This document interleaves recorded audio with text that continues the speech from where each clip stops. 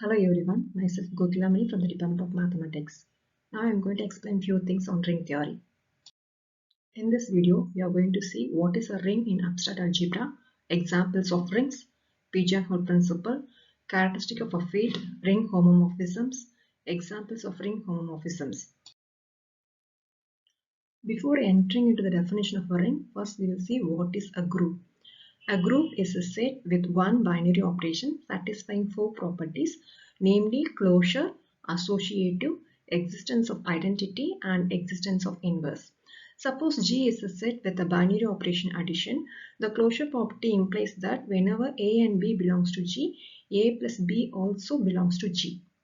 And the second associative property implies that for every elements A, B, C in G, A plus B plus C in the bracket is equal to A plus B in the bracket plus C.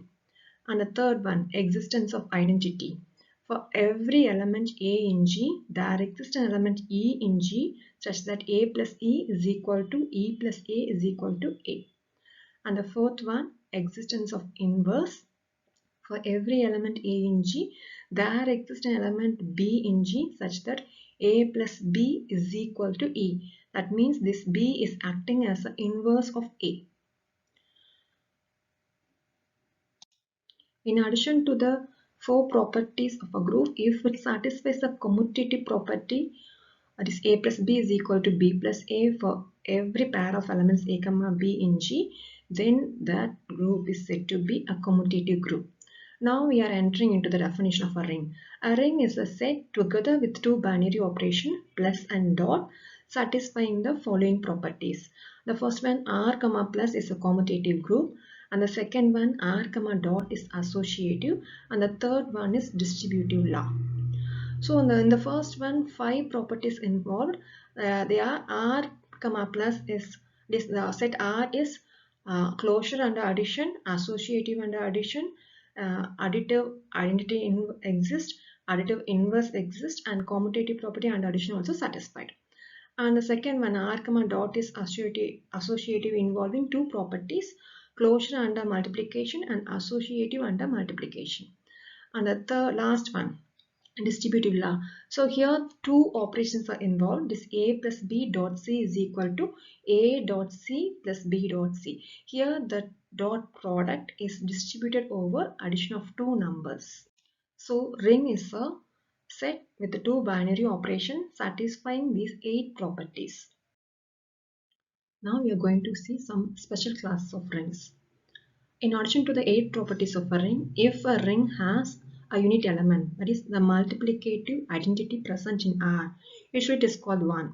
If 1 is present in R such that A dot 1 is equal to 1 dot A is equal to A for every A in R, then we can call that ring as a ring with unit element. If a ring satisfies the commutative property under multiplication, then we can call the ring as a commutative ring. Next one is zero divisor. If R is a commutative ring, then for A not equal to 0 in R is said to be a zero divisor if there exists an element B in R such that B not equal to 0 implies A dot B is equal to 0. That is, two elements are non-zero elements, but the product gives 0. That means this A and B are called zero divisors. Next one is integral domain. A commutative ring which has no zero divisor is called integral domain. No zero divisor means for any pair of elements A, B in a ring R, A dot B is equal to 0 implies either A is equal to 0 or B is equal to 0. So if it has no zero divisor in a commutative ring, then we can call it as an integral domain. Next is a division ring. If non-zero elements of a ring R form a group under multiplication, then we can call that ring as a division ring. We know that a ring satisfying the closure property under multiplication, associative property under multiplication. In addition to these two properties, if a ring satisfying the two more properties under multiplication, that is existence of multiplicative identity called 1 and the existence of multiplicative inverse, if both are satisfied, then we can call that ring as a division ring. If this division ring satisfying the commutative property under multiplication, then it is said to be a field. So that a field is a set together with two binary operations plus and dot satisfying the following properties. The first one, f comma plus is a commutative group. Second, f comma dot is a commutative group. And the third one is distributive law. The first one, commutative group under addition involving 5 properties, we know that. Similarly, f comma dot is commutative group also involving 5 properties under multiplication. And the last one is the 11th property. So if these 11 properties are satisfied by a set f under two binary operation, then we can call that as a field. Now we can see few examples of a ring. The first one, R is set of integers positive, negative and 0, and we are considering two binary operations as usual addition and usual multiplication. Now we are going to verify all the properties of a ring and a field for this set R with these binary operations. So we start with the closure property. We know that addition of any two integers is again an integer. Similarly, product of any two integers is again an integer.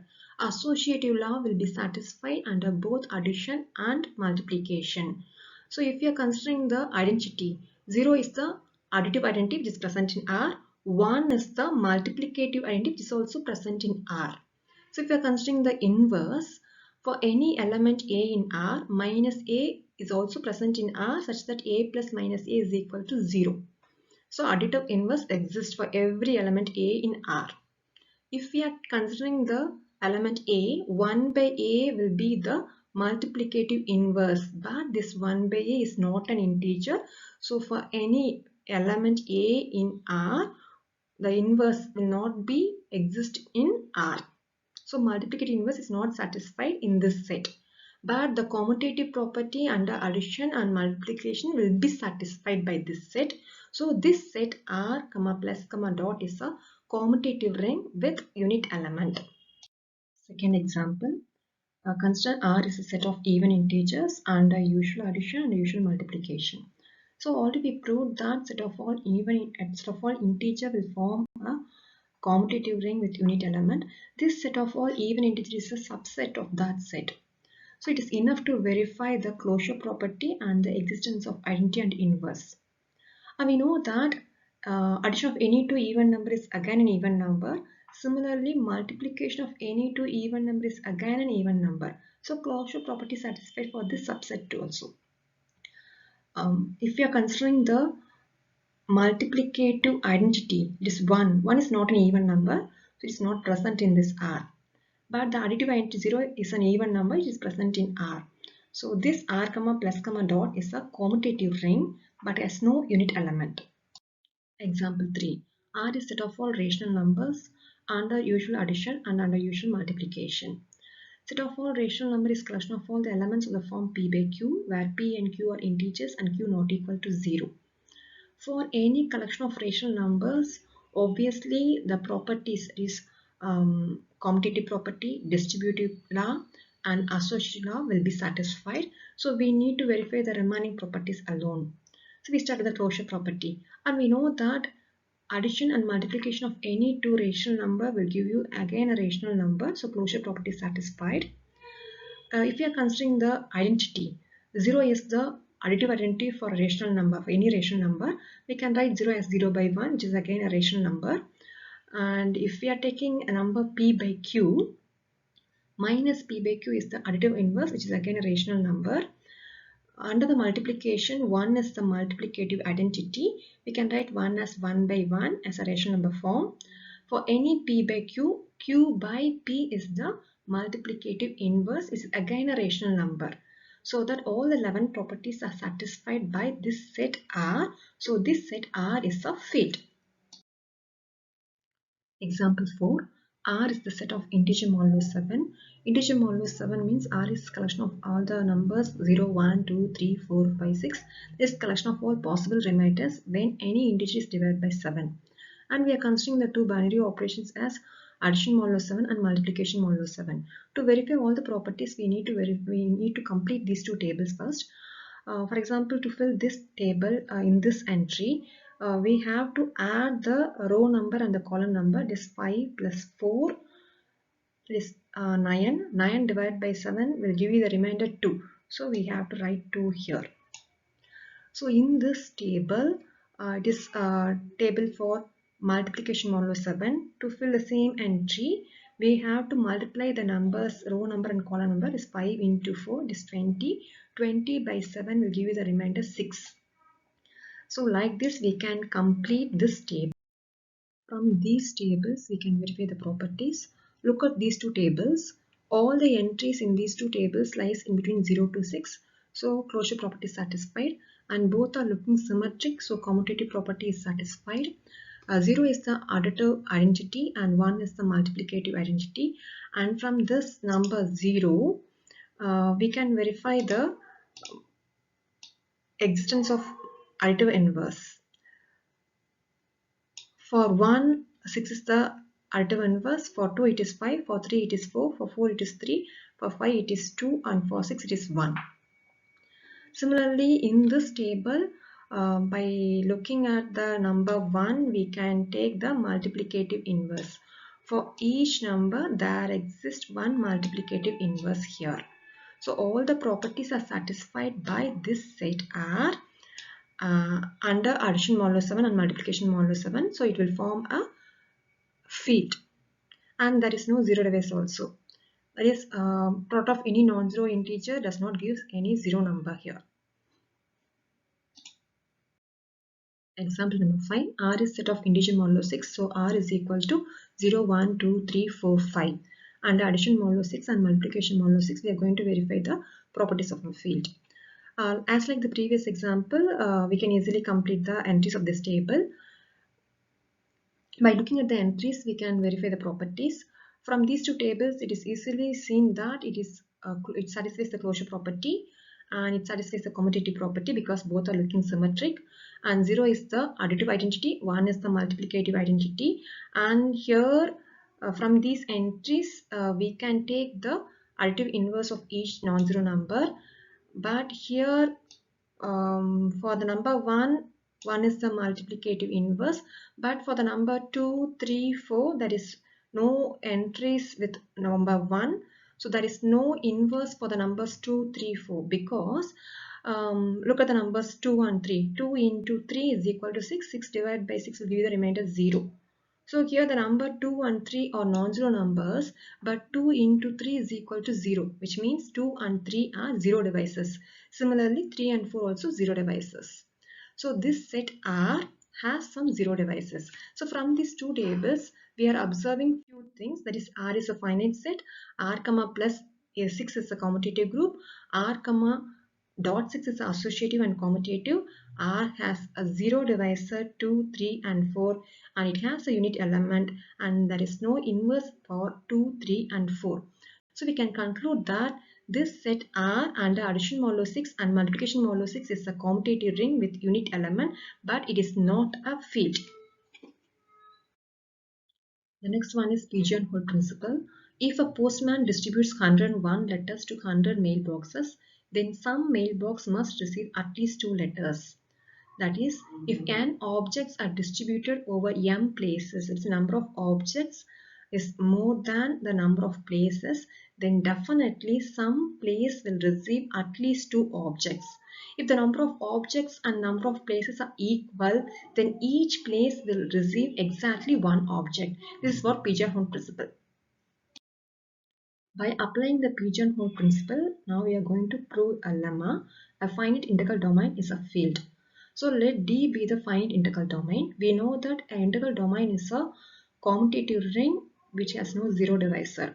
So commutative ring satisfies 9 properties. For the field, we need to verify only 2 more properties. That is the existence of multiplicative identity and multiplicative inverse.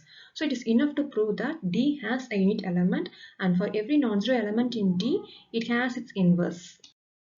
Let us consider D has n elements, namely x1, x2, etc. xn, and you take one non-zero element A not equal to 0 in D. You know that D satisfies the closure property under multiplication. x1a, x2a, etc. xna are all the elements of D. So we are going to claim that these collection of elements are all distinct. Suppose this collection has same 2 entries. This xia is equal to xja for some I not equal to j. Then xi minus xj into a is equal to 0. Since The element xi minus xj is in D and A is in D and D is the integral domain. Product of any two elements is equal to 0 implies that either one of the element must be 0. But here A is a non-zero entry which we have taken. So xi minus xj is equal to 0, which implies that xi is equal to xj, which contradicts the fact that I is not equal to j. Thus, x1a, x2a, etc. are all n distinct elements lying in D. That is, the collection has exactly n elements. Now you apply the Pigeonhole principle. That is, for every element y in D, we can write in terms of xia for some xi. In particular, we can write a as a multiples of a with some xi naught. Since D is commutative, a is equal to xi naught into a is equal to a into xi naught. That means this xi naught is a multiplicative identity for A, but we need to verify whether this xi naught is a multiplicative identity for every element. So consider another element called y. Again, by applying the Pigeonhole principle, we can write this y as a multiples of A, that is xia. We start with y into xi naught. Y into xi naught is equal to, you substitute y as xia here. So xia into xi naught is equal to, apply the associative property. So we will end up with y. So y into xi naught is equal to y. Similarly, we can verify xi naught into y is again y. So for any element y in D, this xi naught is a unit element. So existence of unit element is satisfied. Now we are going to verify the existence of multiplicative inverse. 1 is a unit element, correct? So we can write that number 1 as a multiples of a by again applying the Pigeonhole principle. So we can write 1 as some b into a. This b is the multiplicative inverse for a. So for any element in this D, there exists a multiplicative inverse. So both satisfied, so we can conclude that any finite integral domain is a fit. The next one is characteristic. Let F be a finite field having Q elements. Since F has Q elements, by applying the following result, this G be a finite group, then for every element A in G, A power R of G is equal to E. Here A power R of G is equal to E implies that when we are performing the operation on A for R of G times, which leads to E. We consider the field F with the operation plus. So we are adding the number A Q times, because R of F is Q here, which gives Q into A, which is equal to 0, because 0 is the additive identity for F. So Q into A is equal to 0, but here A is not equal to 0 and Q also not equal to 0.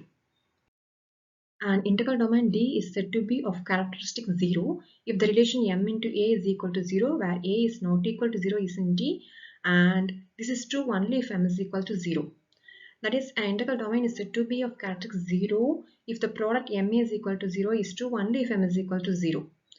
The same case is true for ring of integers. So ring of integers is thus of characteristic 0. Similarly, the ring of even integers, the ring of rational numbers, all are of characteristic 0. An integral domain D is said to be of finite characteristic if there exists a positive integer m not equal to 0 such that m into A is equal to 0 for all A in D. If it is a finite characteristic, we can find that characteristic by finding the smallest positive integer p such that p into A is equal to 0 for all A in D. Just to consider one example, consider the ring of a field of integer modulo 5. So J5 contains the number 0, 1, 2, 3, 4. So if we are adding the non-zero number 1 5 times, will give you the answer 5. 5 into 1 is equal to 0, because 5 divided by 5 will give you the remainder 0. Similarly, if we are adding the number 2 5 times, 3 5 times and 4 5 times, we are getting the answer as a multiple of 5. So all leads to the answer 0. And this 5 times is the minimum number of times we have to add the number so that we can get the number 0. Suppose we are adding the number 2 only for 3 times. 2 plus 2 plus 2 will give you the answer 6. When 6 is divided by 5, will give you the remainder 1. So this 5 is the minimum number of times such that we are obtaining this result. So for this field J5, the finite characteristic is 5. We have one result for field of integer JP. JP is a field only if P is a prime number. So that we can conclude if D is a finite characteristic, then its characteristic is a prime number. And any finite field is of finite characteristic. The next topic is ring homomorphism. Now we are considering two rings R and R dash and consider one mapping in between them as pi. If this pi is satisfying the two properties pi of a plus b is equal to pi of a plus pi of b and pi of a into b is equal to pi of a into pi of b, that is the image of a plus b under pi is equal to addition of their respective images. Similarly, the image of the product of a and b is equal to product of their respective images. If these two things are satisfied, then we can call that pi as a ring homomorphism. From this, we can take a set called kernel. So kernel is a collection of all the elements from the first set R, which are mapped to the zeroth element of R dash. And homomorphism pi is said to be an isomorphism if it is a one-to-one mapping. And two rings R and R dash are said to be isomorphic if there exists a one-to-one onto homomorphism between them. Now we can see a few examples for ring homomorphism. Consider two rings R and R dash and consider the mapping pi as pi of A is equal to 0 for all elements A belongs to R. That is, pi takes all the elements of R to 0. So we need to verify the homomorphism first. Since A and B are the elements of R, A plus B is again in R, A into B is again in R. By applying the property of pi, pi of A is equal to 0, pi of B is equal to 0, pi of A plus B is equal to 0, pi of A into B is equal to 0. By applying these results, we can get pi of A plus B is equal to pi of A plus pi of B, pi of A into B is equal to pi of A into pi of B. So this pi is a homomorphism. So if you are considering the kernel, here pi takes all the elements of ring R to 0. Since kernel is collection of all the elements which are mapped to 0, all R, this the whole set R is a kernel. And we can call this pi as a zero homomorphism. Example number 2. Here pi is considered as mapping every element to itself. First check the homomorphism property. Since x and y are the elements of R, x into y, x plus y, R or belongs to R, since it satisfies the closure property and addition and multiplication. By the definition of pi, pi of x is equal to x, pi of y is equal to y, pi of x plus y is equal to x plus y, pi of x into y is equal to x into y. By applying these results, we can get pi of x plus y is equal to pi of x plus pi of y, pi of x into y is equal to pi of x into pi of y. So this pi is a homomorphism. Now we are considering the kernel. Since kernel is a collection of all the elements which are mapped to 0, and here this pi maps only the element to itself. So 0 is the only element which is mapped to itself. So the kernel pi contains only the singleton set 0. Through this video, we have learned what is a ring, learned some special classes of rings, some results on integral domain, finite and zero characteristics of a field, a ring homomorphism and its examples. Thank you all for watching this video.